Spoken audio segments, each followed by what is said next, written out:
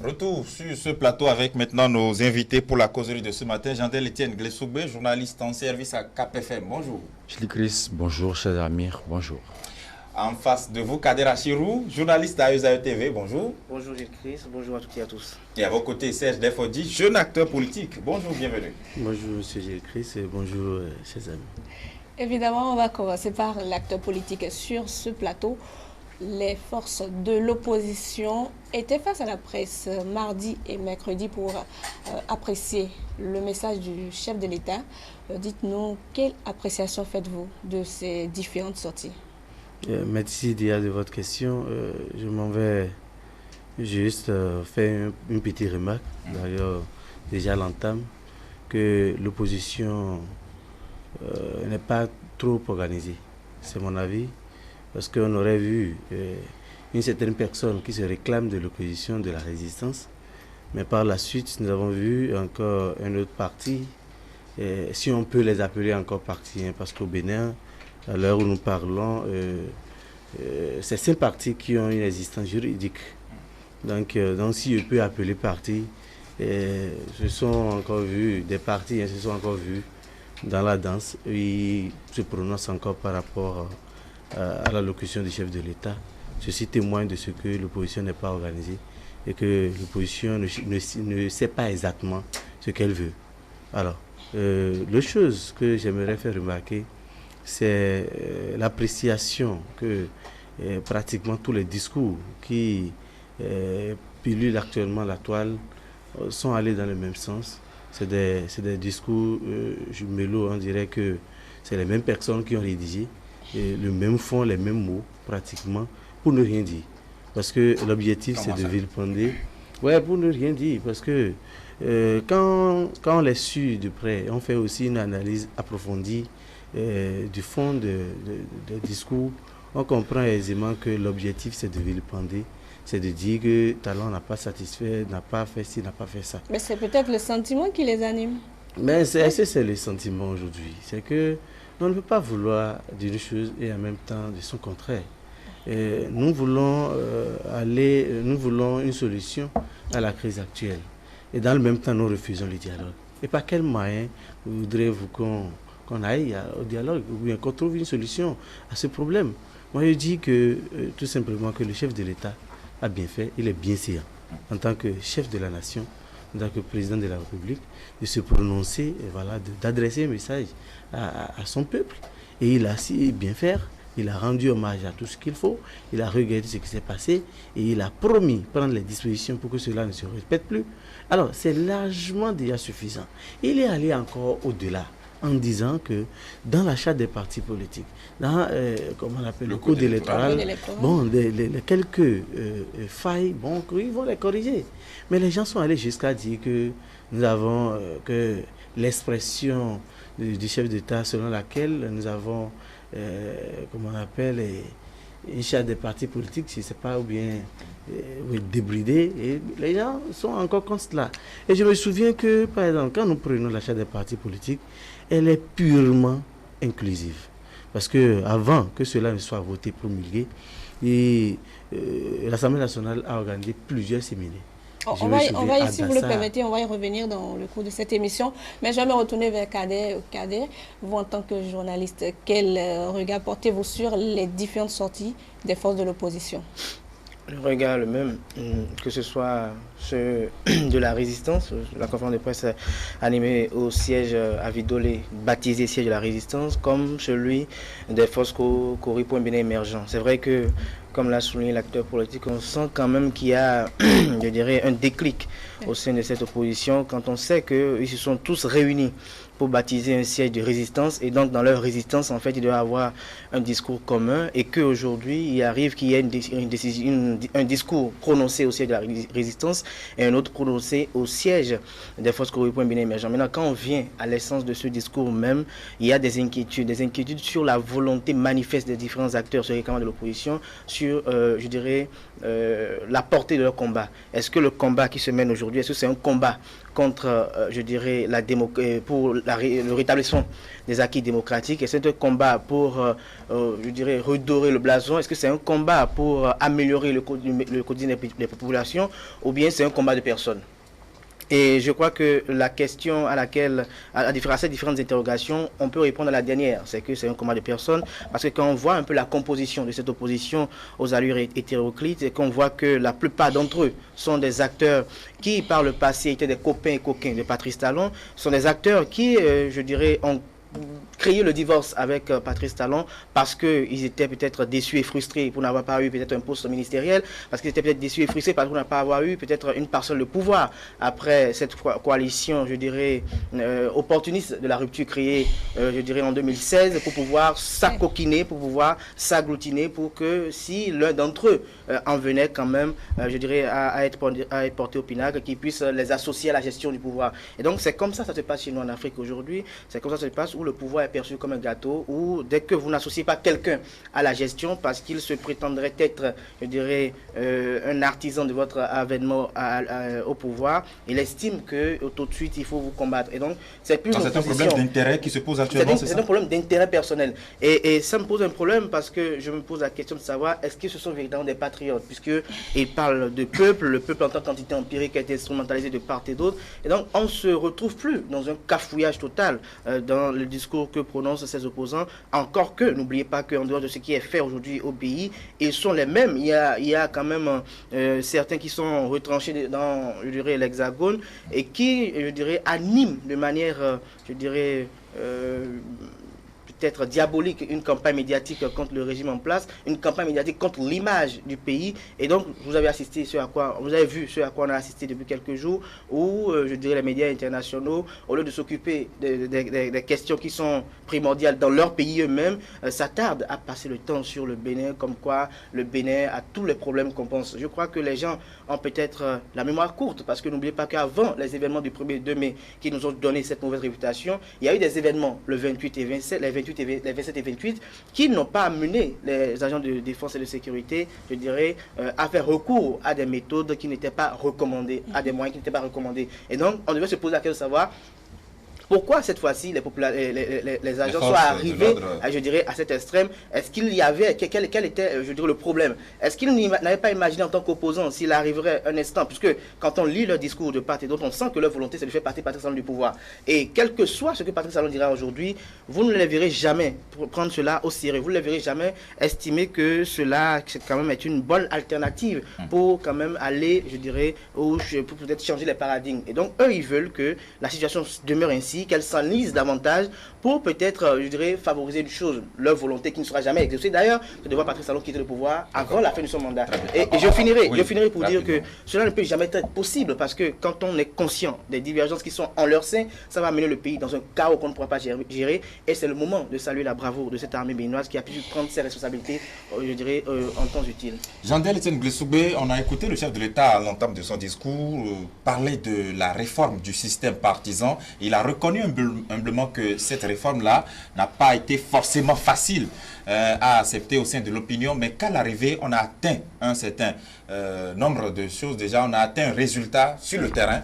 Il a reconnu qu'il faudrait aussi corriger la charte des partis politiques, un peu relire le code électoral pour pouvoir susciter une plus grande unanimité au sein de la classe politique. Mais on a écouté les forces de l'opposition rejeter cela. Ils ont estimé que le multipartisme qui existait était le fruit de la conférence des forces vives de 1990 et qu'il n'était pas question de remettre cela en cause. Est-ce que vous étiez dans l'espoir d'entendre autre chose? Il y a quelque chose que l'opposition n'arrive pas à comprendre. On négocie l'accession au pouvoir, mais la gestion du pouvoir ne se négocie pas. C'est ce qu'ils n'ont pas compris depuis. Et c'est ça qui est le véritable problème. Il y en a qui estiment qu'on devrait forcément les consulter dans la gestion du pouvoir. Ça ne se passe pas dans aucun pays. Patrice Talon peut se battre dans l'eau. Il va faire soulever de la poussière pour nos opposants. C'est-à-dire, quoi qu'en soit ce qu'il fera, on trouvera toujours quelque chose à dire. Pour moi, c'est une fierté. Parce que ça prouve quand même que le Bénin est un pays démocratique qu'un chef de l'État adresse un message à la nation et que l'opposition quand même a eu le droit de pouvoir s'exprimer. Une chose est certaine, les faits sont sacrés, seuls les commentaires sont libres. Et comme l'a rappelé le président de la République, nous sommes libres d'avoir nos opinions, mais on sera tous responsables de nos actes. Si aujourd'hui, ils estiment que c'est le fruit du combat de la conférence, alors pourquoi ils n'avaient pas rejeté ceux qui étaient quand même bien sûr membres de la 7e législature lorsqu'on avait demandé d'amender, d'opiner sur les textes de loi entrant dans le cadre de la réforme du système partisan. Ils ont tous soutenu depuis 2015, lorsque Roumbedi avait annoncé qu'il était important d'opérer cette réforme-là. Beaucoup d'entre eux ont soutenu la candidature de Patrice Talon en 2016, lorsqu'il disait qu'il était venu pour réformer, lorsqu'il disait que la classe politique doit être réformée dans son ensemble, que ce soit dans le fond que dans la forme. Ils n'ont pas refusé. A-t-il été incompris à la fin? Il a été incompris. Parce que, Oui. je dis aux Béninois, lorsqu'en 2016, il annonçait les réformes, qui, parmi cette opposition, a eu le courage de dire, mais monsieur, de quelle réforme parlez-vous? Personne. On était tous embobinés parce qu'on voulait faire partie du pouvoir. Oui. Mais est-ce qu'après les périodes de campagne, lorsque le pouvoir est arrivé dans ses mains, qu'on le veuille ou non, les Béninois n'ont pas voté pour deux personnes. C'est Patrice Talon. Et donc, le réformateur, ce qu'il a promis, il ne peut qu'aller au bout de ses réformes. Maintenant, une chose aussi normale, on ne peut pas avoir l'unanimité autour d'une réforme. Ce n'est plus une réforme. Parce que ça change des habitudes. Lorsque un chef de parti politique, qui depuis 90 n'a pas de fonction, mais en un mois, en termes de dépenses, avoisine des millions. Des centaines.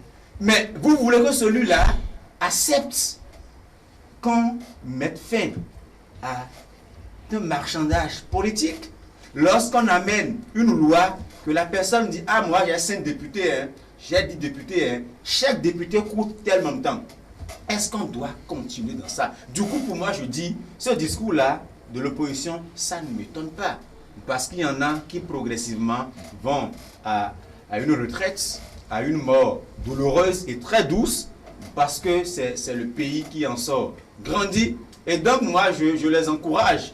Mais qu'ils n'oublient pas que ceux qui passent tout le temps à discréditer le Bénin et qui veulent gouverner le Bénin, est-ce ce Bénin qui veut gouverner demain ou bien un autre Bénin? Parce que lorsqu'on va passer tout le temps à dire que le Bénin d'aujourd'hui est mauvais, à demander aux pays étrangers, à demander à la communauté internationale de ne plus faire confiance au Bénin, en ce moment-là, quand ils auront peut-être le pouvoir, si Dieu le veut, si le peuple le veut, je me demande dans quel pays ils vont gouverner. Et donc, en tout, il faut avoir quand même de la maturité. Et en termes de peuple, je me demande si réellement, comme l'a dit Kader, s'ils défendent l'intérêt du bas peuple. L'intérêt du bas peuple, c'est de dire qu'il n'y a pas de l'eau, qu'il n'y a pas de courant, qu'il n'y a pas à manger, qu'il n'y a pas à manger. Mais ils ne se battent pas pour le panier de la ménagère. Ils ne se battent pas pour l'électricité, mais ils se battent pour des questions personnelles, des intérêts pervers et égoïstes. Mais justement, la démocratie, avant de revenir à vous, Kader, puisque je sais que vous voulez envie de parler, il y a une partie qui m'intéresse dans leur test. Ils disent, le CHDF dit, le problème qui enlise actuellement le Bénin n'est pas un problème de test. Et la résistance n'a de cesse de le dire. Ils ont estimé que les tests n'avaient aucun problème et qu'on n'avait pas besoin de réformer, mais que le gouvernement a trouvé comme prétexte la réforme du système partisan pour se défaire de l'opposition. De quel œil voyez-vous cette déclaration-là? Puisque le chef de l'État, dans son discours, avait dit que tout le monde était unanime sur le diagnostic au départ, qu'il fallait réformer la vie partisane au Bénin. Moi, je m'en vais juste dire que c'est un point de vue révolu. Nous ne sommes plus à ce stade, on passe déjà à autre chose. Hein. C'est quoi cette histoire-là? Je dis, si nous avons une opposition devant nous, qui chaque jour que Dieu fait, essaie de manifester sa mauvaise foi. Sa mauvaise foi parce que aujourd'hui, à un moment donné, toutes les forces politiques béninoises sont unanimes sur le fait qu'il faut aller à la révision de ces tests afin qu'on ait des partis beaucoup plus sérieux.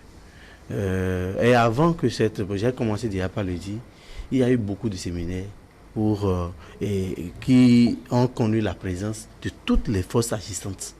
J'ai eu à participer à plusieurs séminaires dans ce sens. J'étais jeune, je n'étais pas parlementaire, d'accord, mais j'ai représenté une certaine force politique pour être de la partie. Mais suite à tout cela, une charte qui a été votée aussi à l'unanimité, à l'exception d'un seul député, on revient pour dire que ce n'était pas si nécessaire parce que le Bénin n'a pas de problème de test. Je crois que ça, c'est d'abord une mauvaise foi. Et après ça, il faut dire que c'est un débat révolu. Il faut avancer dans le débat parce que le Bénin a besoin d'aller de l'avant. Et d'aller de l'avant, l'opposition doit comprendre que ce qu'elle a l'obligation de faire, c'est de préparer désormais les élections municipales, c'est de se préparer pour l'élection présidentielle et oublier certaines querelles intestines, oublier leur volonté malsaine de vouloir de vouloir écourter coûte que coûte le mandat de Talon Patrice, parce que ça n'arrivera pas. Il a reçu mandat de représentation peuple de travailler ainsi et il le fera par tous les moyens. Et notre Dieu de Tout-Puissant, les membres de nos ancêtres sont là, et bien évidemment pour l'accompagner dans l'accomplissement de cette mission aussi difficile, mais aussi courageuse qu'il est en train de faire actuellement. Kader, on va revenir à cette déclaration des forces de l'opposition. On va les évoquer point par point, mais avant, je vous permets d'intervenir sur la précédente question. C'est très important de revenir sur certains points parce que le discours, on le connaît déjà. La chronologie, elle est déjà connue. Mais il faut revenir d'abord sur les motivations de cette opposition et, je dirais, les motivations réelles de cette réforme du système partisan. Tous les acteurs politiques, à l'unanimité, étaient d'accord sur le fait qu'il y avait quand même un besoin irrésistible de pouvoir revoir les choses. Aujourd'hui, c'est comme s'ils n'étaient pas d'accord. Non, il faut comprendre qu'aujourd'hui, vous savez, c'est parce que beaucoup sont amnésiques, comme j'ai dit tout à l'heure. Si on se rappelait à un moment donné où Boniaï était très généreux, je dirais, avec la classe politique, on avait pratiquement une quasi-inexistence de l'opposition. Et donc, vous les voyez aujourd'hui en train de chanter, en train de dire que ça ne va pas, le pays de la manière va mal et autres. Mais dès que, je dirais, Patrice Talon va les appeler, je dirais, à travers les négociations de couloir et les canaux très officieux, pour peut-être leur glisser quelques marchés ou peut-être quelques avantages du pouvoir d'État, vous allez voir qu'ils reviendront pour vous dire que, je dirais, les réformes sont salvatrices, les réformes sont portées d'avenir d'espérance et que peut-être que maintenant on sent quand même que ça va un peu mieux. On a vu des acteurs politiques très virulents qui, je dirais, déjà en 2017, de 2007 à 2017, étaient très acerbes contre le pouvoir en place. Et il a suffi juste un remaniement ministériel pour que le lendemain, ils reviennent pour dire que juste à cause du remaniement ministériel, qu'ils sentent que ça va aller désormais autrement. Donc, on voit un peu comment ça se passe et nous sommes conscients, nous connaissons quand même, je dirais, la célérité à travers laquelle nos acteurs politiques ont, je dirais, cette manie de pouvoir retourner le veste. Revenons au système partisan qui a été revu actuellement. C'est une loi qui a fait l'objet de plusieurs séminaires parlementaires. Et au cours de ces séminaires parlementaires, nous avons eu des députés de la minorité parlementaire, des formations politiques qui ont été invitées, la société civile qui a été invitée. Et n'oubliez pas que ces députés de la minorité parlementaire ont pris les perdièmes pour, je dirais, ces séminaires-là. Je dis bien les perdièmes. Mais puisqu'ils ont travaillé. Pour moi, c'est inconcevable que vous preniez les perdièmes d'une loi, que vous fassiez des amendements et que certains de ces amendements soient pris en compte parce que je crois que s'ils doivent être sincères, la question de 10%, ce n'était pas 10% au départ, c'était au-delà de cela. Oui. Et ça a été revu. La question des membres fondateurs, c'était 100 membres fondateurs par commune. Ça a été revu après. Il y a beaucoup de choses qui ont été revues. Il y a des concessions qui ont été acceptées, il y a des choses qui n'ont pas bougé. C'est normal, comme l'a dit Gilles Christ, Jandel plutôt. Une réforme ne peut pas être unanime parce qu'elle vient bousculer des intérêts, elle vient révolutionner des choses. Et donc, il y en a qui peut-être étaient les bénéficiaires d'hier, ne peuvent pas y trouver un grand intérêt. Et donc, c'est ça la réforme du système partisan aujourd'hui. Mais là où, je dirais, la plupart des acteurs politiques également s'éloignent du débat, c'est qu'il y a eu un problème au niveau de l'appropriation de cette loi. C'est-à-dire, ils sont allés pour voter une loi, ils se sont entendus juste sur le fait qu'il fallait avoir 15 membres fondateurs, peut-être pas communes, sans comprendre véritablement, je dirais, l'essence du mot membre fondateur. Ça voulait dire quoi, membre fondateur? Est-ce qu'il s'agissait désormais que de peut-être d'élaborer une fiche pour que désormais dans les communes, il y ait 15 membres qui se disent fondateurs de plein parti politique? Il y avait ce problème-là. Et vous avez suivi au niveau de la rencontre avec le chef de l'État où il y avait un certain amalgame entre les acteurs de l'opposition et le chef d'État au niveau de, je dirais, cette appréhension du mot membre fondateur. Et c'est sûr à quoi nous avons assisté aujourd'hui. Il y en a aussi au sein de cette opposition qui n'est... Vous savez, le problème aujourd'hui, c'est qu'ils ne sont pas dynamiques, ils ne sont pas intelligents. C'est que vous avez en face de vous... On va pas faire cette insulte-là. Il faut être honnête et parfois le dire. Je dirais, pour peut-être pas souvent mettre les gants pour dire certaines choses. Parce que quand ils veulent s'exprimer, ils ne mettent pas les gants pour s'exprimer. Quand ils veulent ternir l'image de notre pays, ils ne mettent pas des gants pour s'exprimer également. Et donc, nous avons une opposition qui, je dirais aujourd'hui, avec, je dirais, toutes les tempêtes politiques qui sont déroulées, il n'y a que trois qui tiennent. Il y a Force Républicaine émergente, Union sociale libérale et Restaurer l'espoir. Je vois aussi cette opposition, osons le dire, je dirais, tant de potentiel, tant de potentialités qui peuvent être mises en œuvre pour véritablement animer de façon patriotique et républicaine d'ailleurs, une opposition au régime. Parce que les visions ne sont pas les mêmes, les perceptions de la gouvernance d'État ne sont pas les mêmes. Mais il y a des questions d'ego, il y a des questions de logo qui s'opposent et qui s'entrevauchent, qui amènent les uns les autres. Vous avez vu cette opposition, ils disent qu'ils sont opposants, qui partagent le même idéal, la même vision. Mais vous les voyez parfois la dernière fois on a vu une vidéo amateur où l'un traitait l'autre de, je sais pas, agent de gay ou bien quoi, des propos qui sont pas totalement... Peut-être qu'ils se mettent ensemble pour la circonstance, mais chacun garde son autonomie. Ils sont incapables de se mettre ensemble pour la circonstance et vous avez constaté même à travers les déclarations effectuées,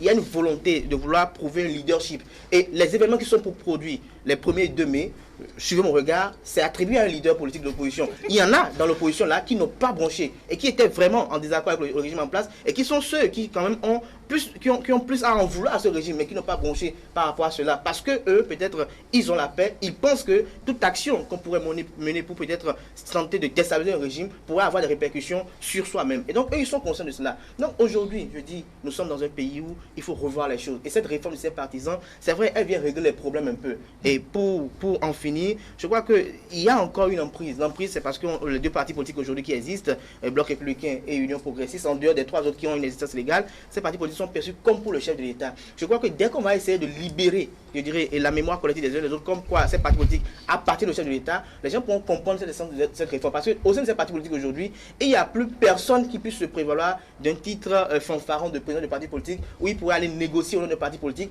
empocher des millions, voire des milliards au nom de parti politique et gérer cela comme il veut, le partager avec ses maîtresses, ses copines et après peut-être mettre sur les listes ce qu'on voit. Et cette réforme de ces partisans, ces failles, on l'a constaté lors du dépôt des dossiers de candidature où nous avons vu le respectable maître Adrien Ombéli qui disait qu'on est à Cotonou, on est à Porto-Novo, les gens nous envoient des dossiers depuis Porto-Novo. Ça veut dire qu'à l'approche des élections, on note quoi? On note des gens qui viennent sur des listes pendant toute une année ou pendant 4 ans, il y a eu des jeunes qui ont milité pour ce parti politique. Il y en a qui ont respiré ce parti politique, qui ont défendu ce parti politique, mais qui n'ont jamais la chance, l'opportunité de pouvoir profiter des avantages de ce logo de parti politique. Et donc, c'est ce à quoi cette réforme veut parler. Et donc, aujourd'hui, ce qu'il faut faire, c'est accepter cette méthode de l'opposition. D'abord, l'opposition, elle n'a pas le choix, d'ailleurs, de ne pas accepter. Et quand je les vois aujourd'hui, ils disent que on veut réviser la Constitution.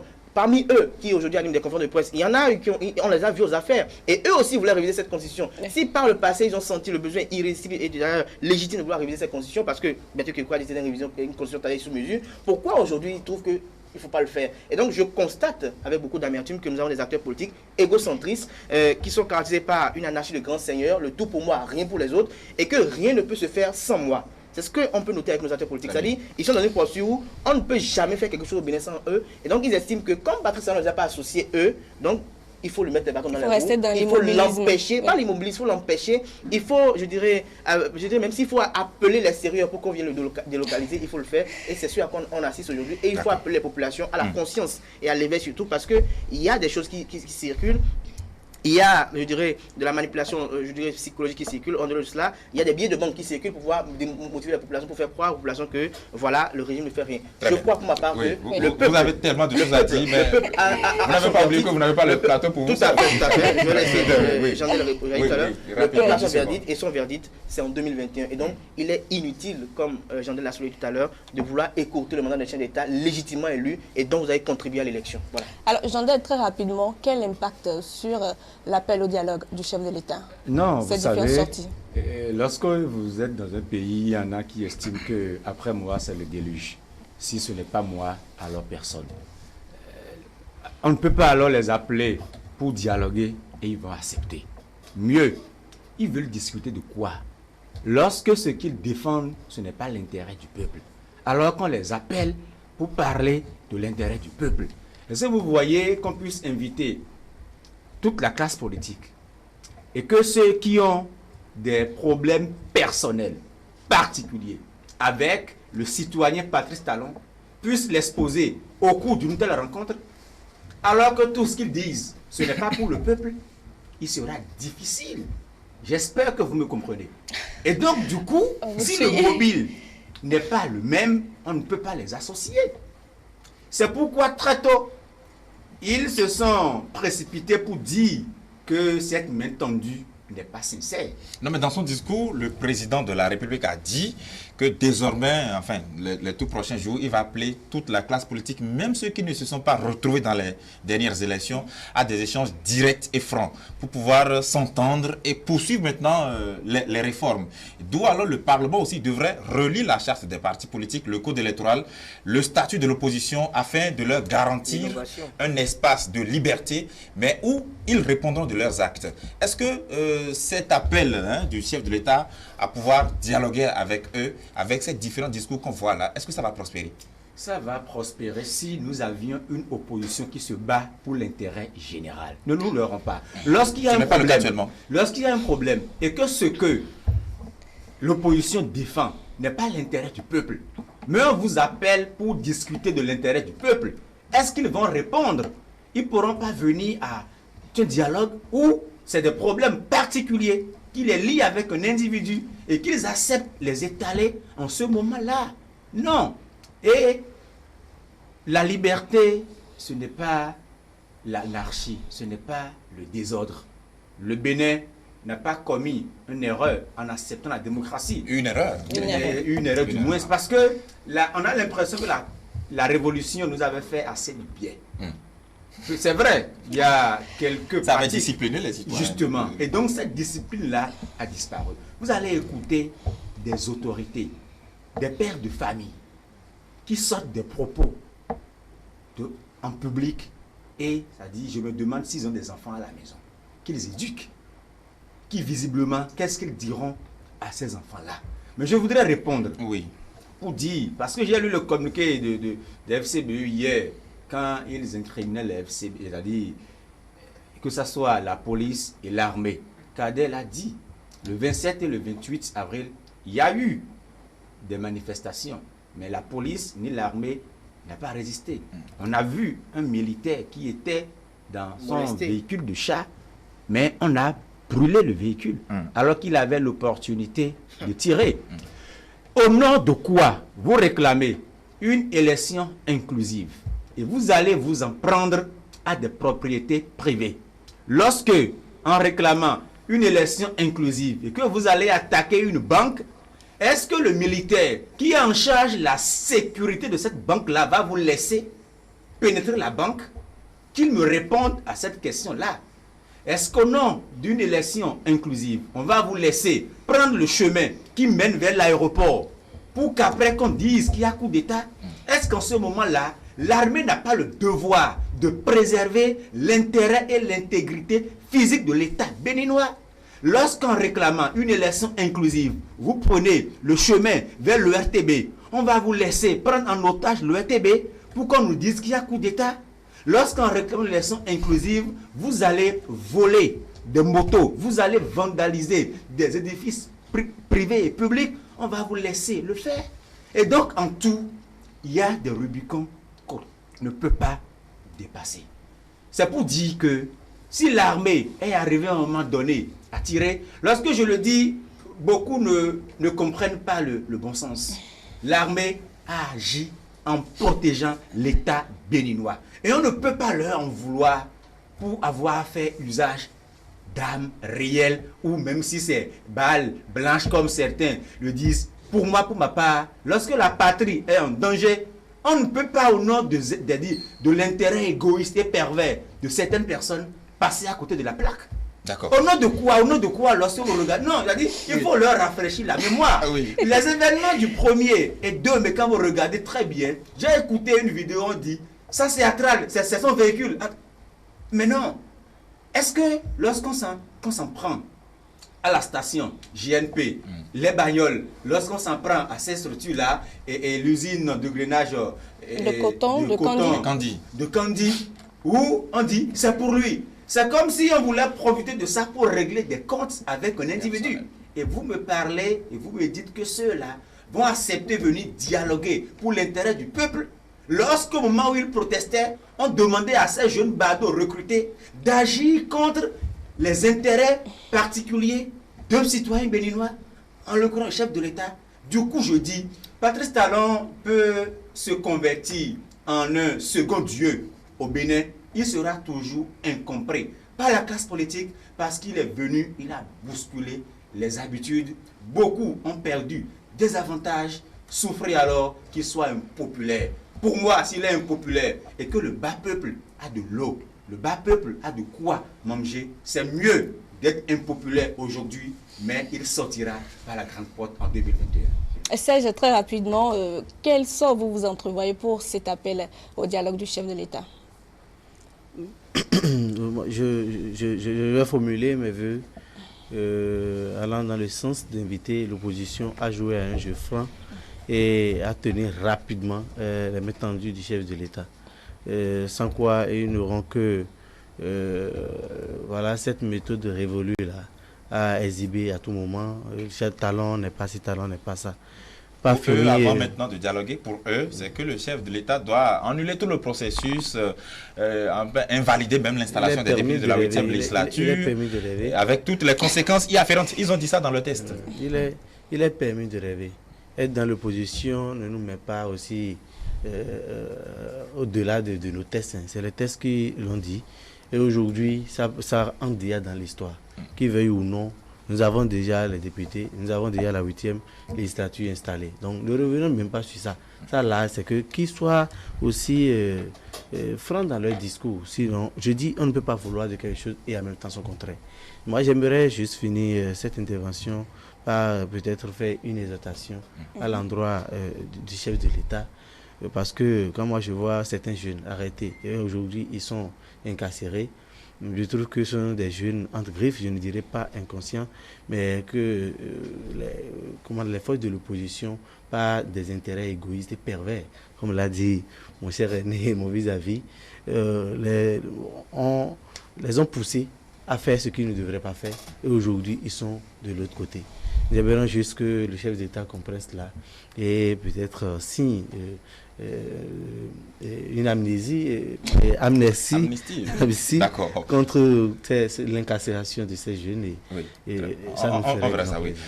Enfin, Kader Achirou, le pouvoir justement législatif serait la propriété maintenant du chef de l'État, selon les opposants. Vous savez, j'étais dans un diagnostic quand, dans votre pression, j'ai perdu un peu les pédales dans ce que je disais. Vous avez retrouvé vos états. Voilà. Vous savez, cette élection, il ne faut pas oublier, je dirais, le processus qui nous a conduit à cette élection législative. C'est vrai que pour des raisons de bienséance, c'est pas bien qu'on puisse participer à une élection où soit deux partis politiques créés il y a de ça 6 mois au profit, des partis politiques créés qui se déclarent appartenant au chef de l'État, pas appartenant, mais soutenant les actions du chef de l'État, voilà le bon terme, soutenant les actions du chef de l'État, que ce soit ces deux partis politiques qui viennent finalement aux élections. C'est pas élégant, c'est pas beau. Mais quand on regarde dans les faits, il y a une opposition qui a passé tout son temps dans les conférences de presse, vous savez un peu, qui a passé tout son temps dans les marches. Et quand on passe tout son temps dans cela, c'est les résultats ça. Et moi, mon conseil à leur endroit ce matin, c'est de leur dire que l'heure est au retroussement des manches aujourd'hui. L'heure n'est plus à ces discours soporifiques où il faut venir dire le chef de l'État a fait ci, le chef de l'État a fait ça, il est dans le déni, parti. Non. Actuellement, c'est de travailler à pouvoir avoir une existence légale. Et moi, la première issue de leur donner cette existence légale, c'est que qu'est-ce qui empêche AFCBE, USLRE, si véritablement leur objectif commun, c'est de créer, c'est d'œuvrer pour le développement du pays et peut-être l'amélioration des conditions de vie des populations, qu'est-ce qui les empêche de créer ensemble un parti politique avec une conférence des présidents? Je l'ai déjà dit une fois ici, comme les autres partis politiques font des présidents comme de 3 personnes, Sébastien Germain Ajavon, candidat Zanaï Boniaï, pour protéger correctement leurs intérêts. Et que le bureau politique en question soit monté, je dirais, de manière consensuelle, pour qu'ils puissent aller déposer leur dossier maintenant au niveau du ministère de l'Intérieur, pour qu'on puisse observer maintenant, pour voir est-ce qu'ils seront encore recalés. Là, on pourra revenir faire le débat pour dire, ah non, véritablement, quelque part, on sent quand même une volonté d'exclusion. Mais on a constaté que il y a eu un changement, mais eux, ils n'ont pas voulu changer. Il y a eu un changement, mais eux, ils n'ont pas voulu changer, ils ont voulu rester statiques, ils ont voulu rester inamovibles. Et ça pose un véritable problème.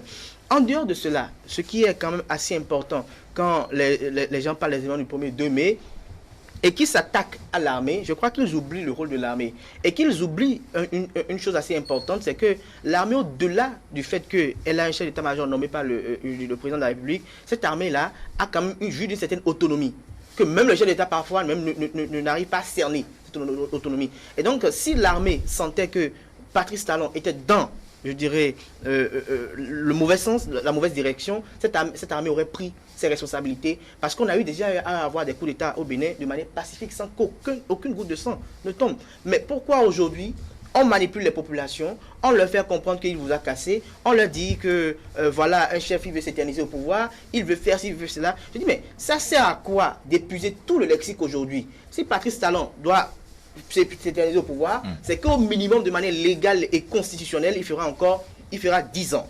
C'est-à-dire qu'il fera 5 ans, et il terminera ce quinquennat et le quinquennat à venir. C'est-à-dire que constitutionnellement, il fera 10 ans. Mais si vous épuisez tout le lexique, si vous épuisez aujourd'hui tout ce qu'il y a à dire, quand après 10 ans, il devrait effectivement, si selon leur prédiction à eux, à elle, cette opposition, peut-être je dirais, leur prêtre de phare voit bien, puis qui sait, encore qu'aujourd'hui, nous sommes un peu dans une cacophonie à ce niveau, si leurs prédictions sont certaines, oui. Dans 10 ans, on pourra sortir ce discours. Mais si déjà aujourd'hui vous avez déjà sorti ce discours qu'il est un dictateur, qu'il essaie de ça, vous habituez de manière psychologique la population à ce discours et du coup, on n'est plus éveillé, on n'est plus prêt pour la veille. Je ne refuse pas qu'il n'y ait pas une opposition, mais il faut qu'il y ait une opposition qui soit une opposition d'idées. Et il y a une chose aussi, la politique, c'est une question de rapport de force. Et quand vous n'êtes pas en position de force, on dit il faut faire l'âne pour avoir le foin.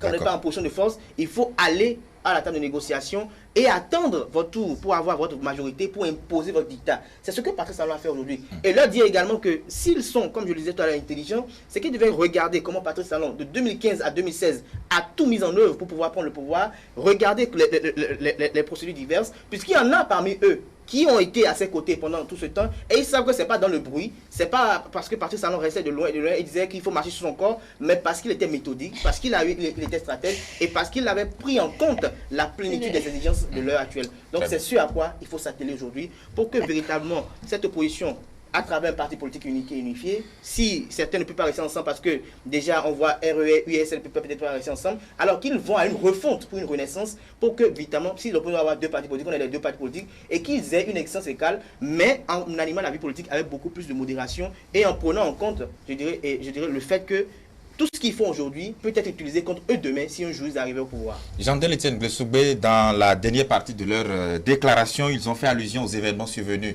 au niveau du parc national de la Pendjari.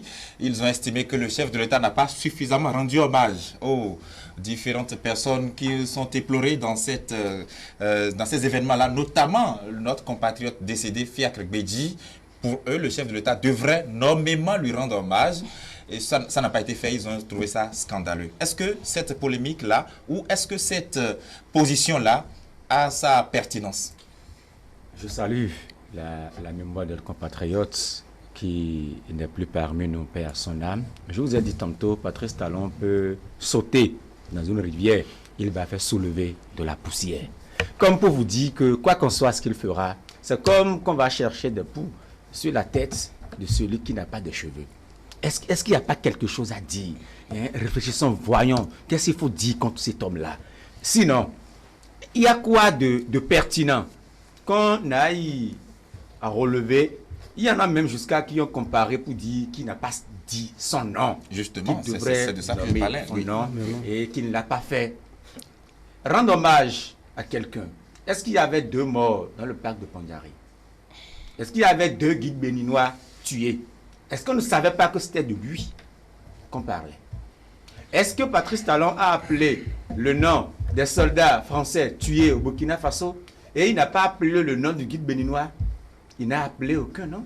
mais on savait directement de quoi il parlait. C'est pour dire que l'opposition est en perte de vitesse. Et du coup, il faut forcément chercher quelque chose à dire. Voilà encore une preuve patente. Vous apportez un peu de l'eau à mon moulin, ça me réconforte dans ma position que ce que l'opposition défend en réalité, ce n'est pas l'intérêt du peuple. C'est vrai, ils sont dans leur droit de critiquer, de ne pas être d'accord avec ce qui se passe, mais j'aurais aimé réellement avoir une alternance au pouvoir en 2021. Mais malheureusement, on ne pourra pas y avoir. C'est pour leur dire, au lieu de passer tout le temps à parler, qu'ils aillent préparer un projet de société, qu'ils aillent travailler dans l'ombre pour se conformer en même temps à la charte des partis politiques, qu'ils aillent préparer un leader politique qui peut réellement prendre le pouvoir des mains du réformateur. Mais c'est ce qu'ils sont en train de faire, Non, travailler, défendre la démocratie. Totale. Si c'est ça, pas fondamental, c'est le pouvoir du peuple. Aujourd'hui, on a visiblement 3 leaders de l'opposition. Boni Yahi, Kennedy Zanaï et Sébastien Adjavon, mais qui ne peuvent et qui ne pourront jamais, au grand jamais, rester ensemble. Mais vous oubliez l'ancien président. Non, Nicéphore Soglo, lui, il est déjà complètement out. Il n'est plus dans le jeu. Bien sûr. Le siège de la résistance, c'est quelque part. Suivez mon regard. Non, ça a été fait appel de la théâtralisation. Hein. Oui, vous allez voir. Vos mots. Si jamais les aides rentrent au pays demain, ils vont disparaître de l'opposition. Ça, c'est une garantie que je vous donne. Hein. Et donc, pour eux, c'était à dessein. Vous voyez, lorsque vous êtes 3 et vous avez de la peine à vous unir autour de l'intérêt commun, de l'intérêt du peuple, c'est difficile. Ne peut pas être uni. Uniquement lorsque Patrice Talon s'est adressé au Béninois le lundi, j'aurais aimé que l'opposition sorte une seule déclaration, ensemble.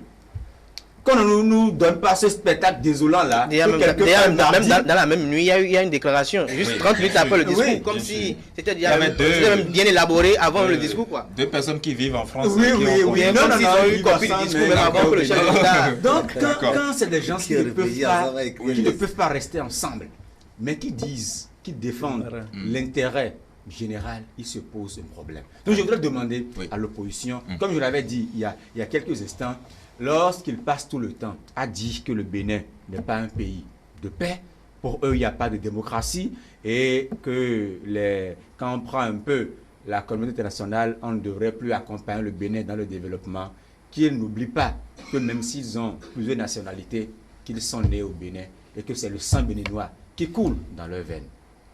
Très rapidement, Serge. Oui. Je m'avais dit que quand on a quelqu'un comme Talon Patrice devant soi, il faut beaucoup réfléchir. Un stratège comme Patrice Talon, il faudrait que l'opposition revoie encore ses méthodes. On ne tire pas sur tout. Il faut tirer là où il y a oiseau. Là où il y a oiseau. Voilà, ce serait important. Sinon, s'attaquer à un fait isolé, moi j'appelle ça un fait isolé. Il est bien vrai qu'on aurait aimé que le président prononce ou bien dise nommément le nom de notre compatriote. Ça, c'est même ça, Fiacre Béji. Je salue aussi sa mémoire, paix à son âme. Mais c'est un fait isolé. Est-ce que c'est ce dont ces propos-là ou bien c'est cette comment on appelle assertion qui va amener le peuple à détester davantage Talon Patrice? J'ai dit non. J'ai compris juste que ceux qui jusque-là ne se voient pas dans la gouvernance de Talon ne vont pas, ce discours du chef de l'État et le discours de l'opposition ne vont pas jamais les changer de position. Ça, c'est très clair. Chacun sait là où il va. Et quand on va, je répète encore, quand on a quelqu'un comme Patrice Talon, on réfléchit. C'est que avant de poser un acte, on doit s'imaginer, d'accord, par rapport à ce que cela peut donner comme engouement, comme solution à notre problème. Mais là, l'opposition parti simplement. Et pourtant, l'opposition est dans la réflexion au jour le jour. C'est pour ça Quelle qu'on a de ces messages. La réflexion on a de ces actions sur le terrain. La réflexion, mon vis-à-vis. Les doctorants où ce n'est que des tests. Ils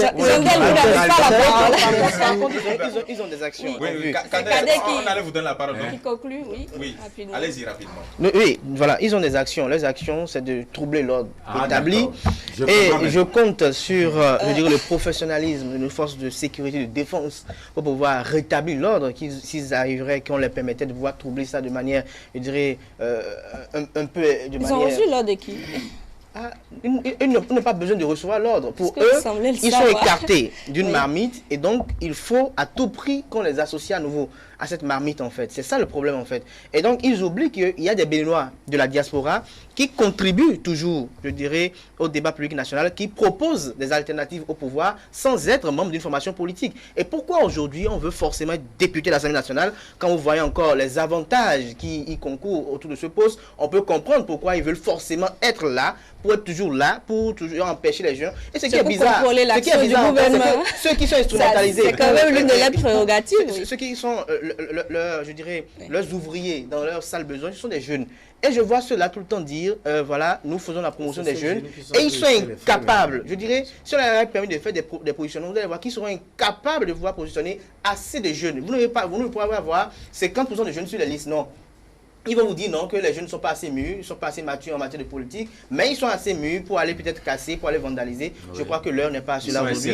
C'est vrai que mon confrère tout à l'heure a fait une analyse très pertinente. Vous savez, quand on prend l'opposition, elle se résume à 3 ou 4 personnes, ou 3 personnes et demie. Nous avons l'ancien président Thomas Boniaï, que je respecte beaucoup, l'ancien président d'Issimo Didon Soglo, que je respecte beaucoup également, Sébastien Germain Ajavon, que je respecte beaucoup, et Kandida Zanaï, qui pour ma part n'avait pas sa place dans cette opposition, parce que je me pose toujours des questions sur véritablement le bien fondé de son combat, parce qu'on l'a vu défendre Bec et Gong Patrice dans ce pays, on a vu tenir des propos, je dirais pas très élégants à l'endroit de Thomas Boniaï dans ce pays, et je les revois les deux mains de la main serrées serrer les mains. Je me pose des questions sur, je dirais, l'honorabilité de certaines personnes, parce que je me dis, quand on a eu à dire certaines choses, il y a des propos qui ne doivent plus être mis dans le contexte politique, parce que quand on va jusqu'à tenir un certain discours, je crois qu'il n'y a plus de civilités qui doivent être d'usage. Mais ils sont ensemble aujourd'hui, on les voit ensemble. En politique, il n'y a pas d'ennemis, dit-on. N'oubliez pas qu'il y a des plaies qui sont impensables. Il y a des plaies que, quel que soit, je dirais, l'affection que vous allez y consacrer, elles seront toujours là parce qu'elles sont béantes, ces plaies-là. Et donc, quand vous les voyez ensemble aujourd'hui, ils vous disent qu'ils le font. Je crois que